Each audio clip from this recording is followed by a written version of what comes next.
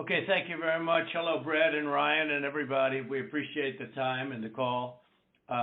So we've spent a lot of time on this, and if we could just go over some of the numbers, I think it's pretty clear that we won.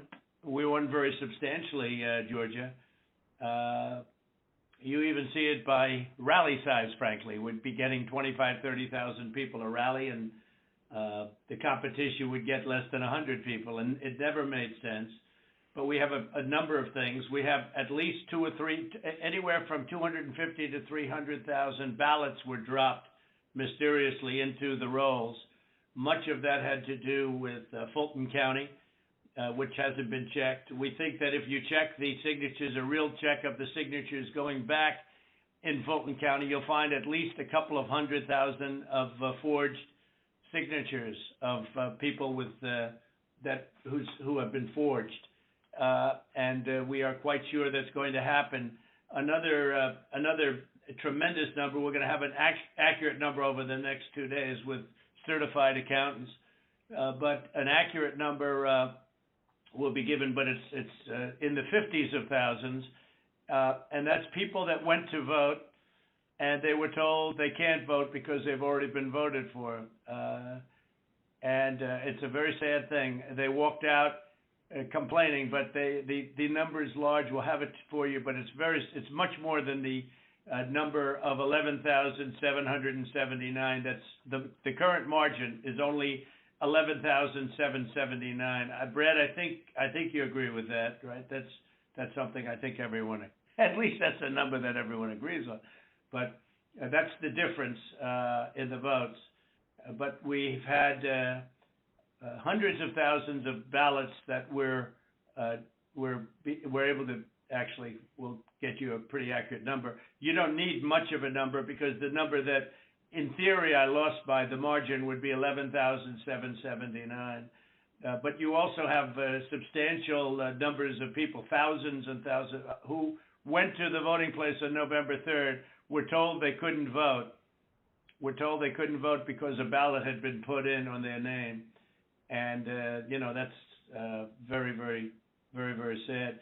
We had, I believe it's about 4,502 voters who voted, but who weren't on the voter registration list. So it's 4,502 who voted, but they were not on the voter registration roll, which they had to be.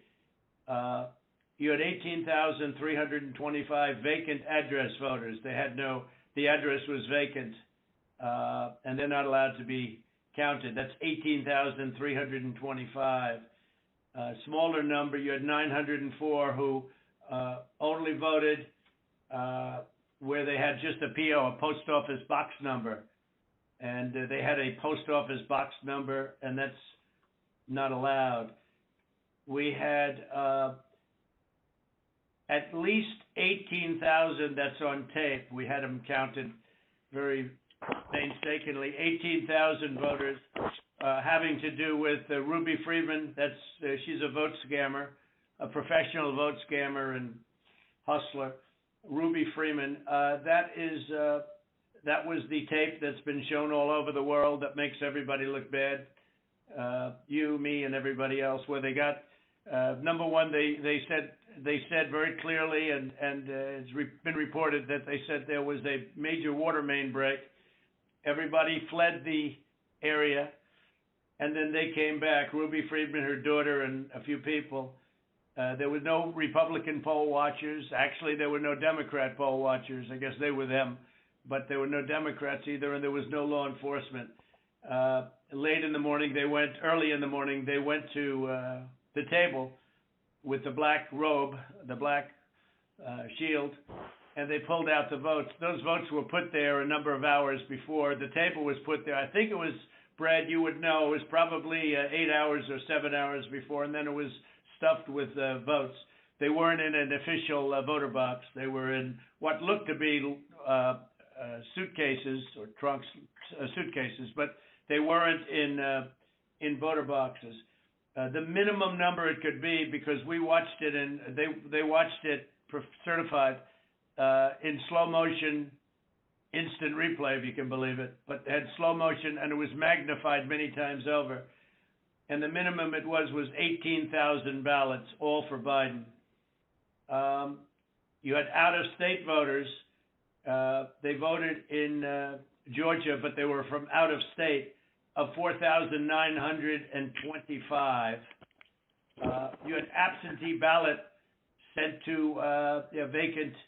They were absentee ballots sent to vacant addresses. They had nothing on them about addresses. That's 2,326. And you had drop boxes, which was very bad.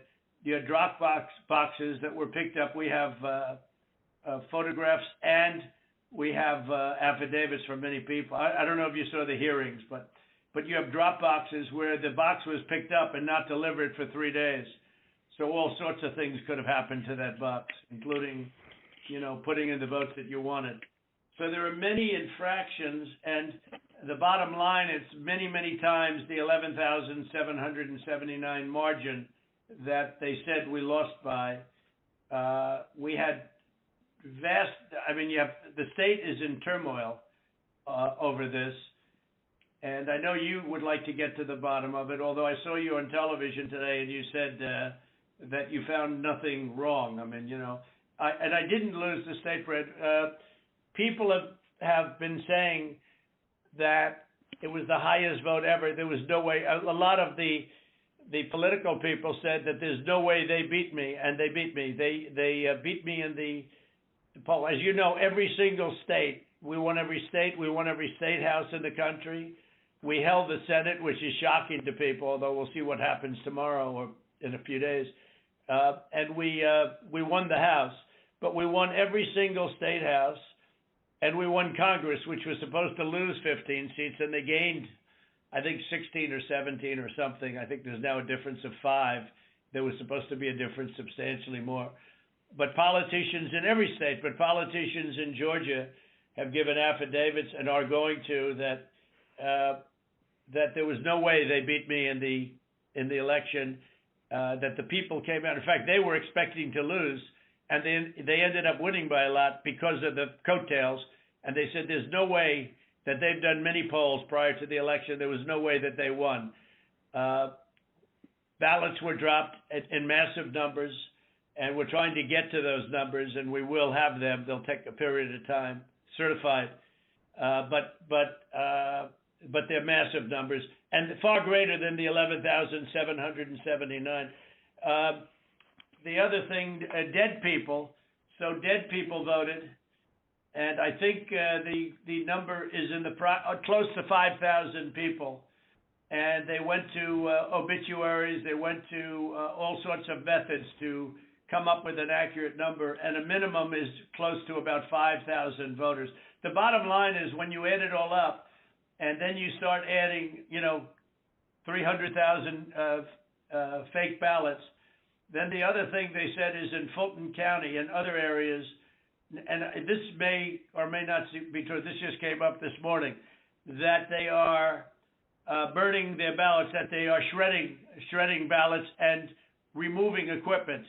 They're changing the equipment on the Dominion machines, and then that's not legal. And they supposedly shredded, I think they said 3,000 pounds of ballots, and that just came to us as a report today.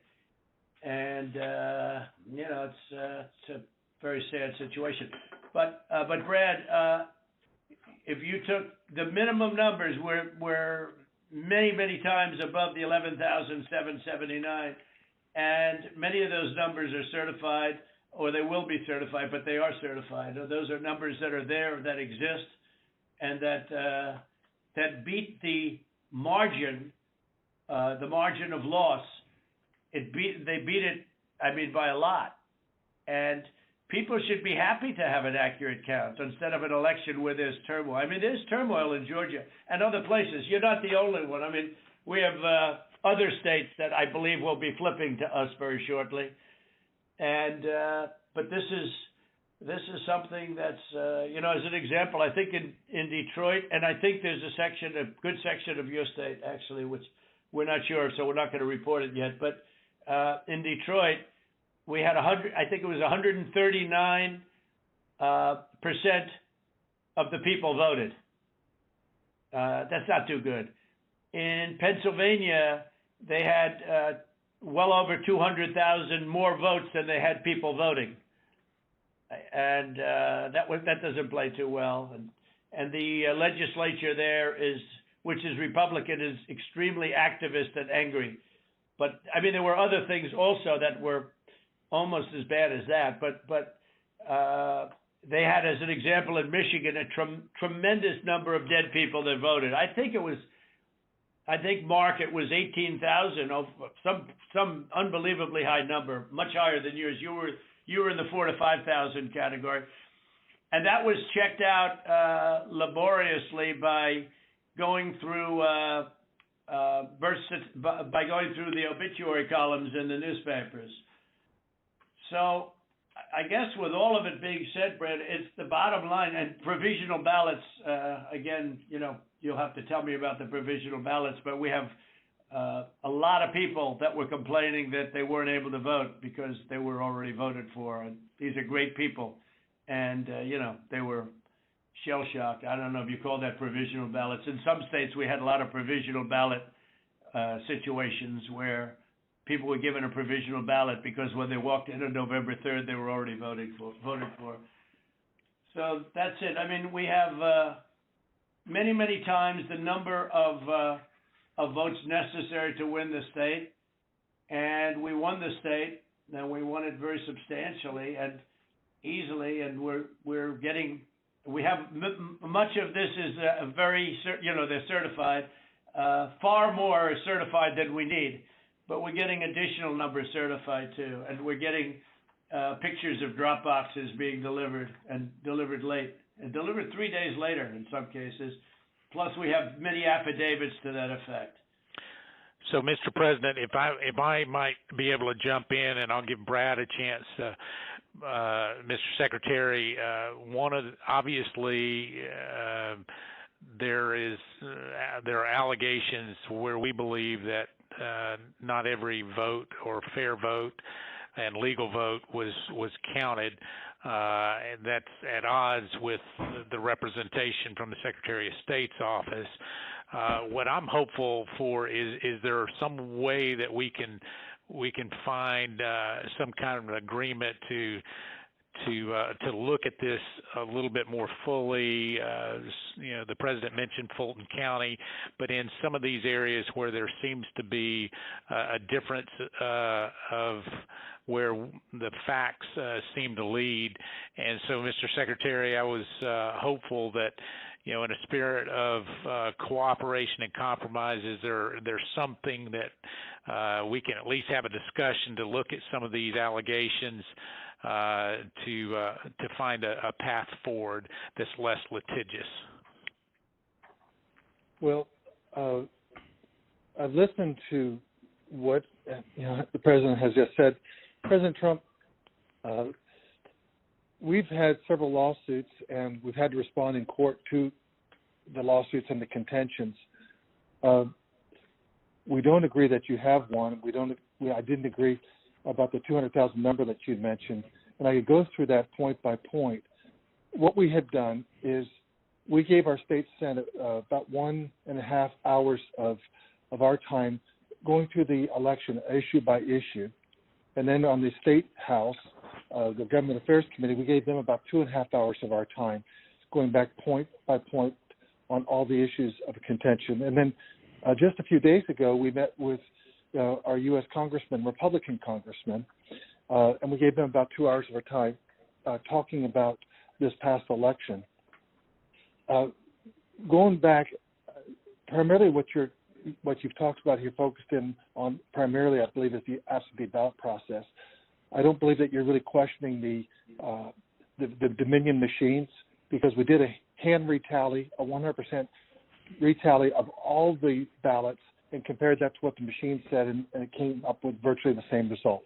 Then we did the recount, we got virtually the same result. So I guess we could probably take that off the table. I don't think there's an issue about that. I think what you were well, saying. Brad, not that there's not an issue, but because we have a big issue with Dominion and other states, and perhaps in yours, but we haven't felt we needed to go there. And just to maybe put a little different spin on what Mark is saying, Mark Meadows, yeah, we'd like to go further, but we don't really need to. We have all the votes we need. We won the state.